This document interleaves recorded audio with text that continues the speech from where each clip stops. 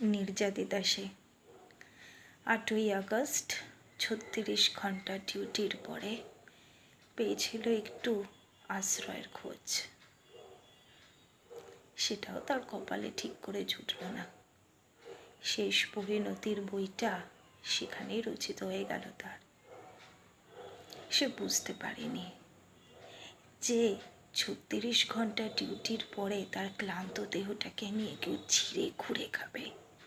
সে বুঝতে পারেনি তার করা প্রতিবাদটা এতটাই ভয়ঙ্কর হবে যে শাসকের সিংহাসনকে টুরিয়ে দেবে।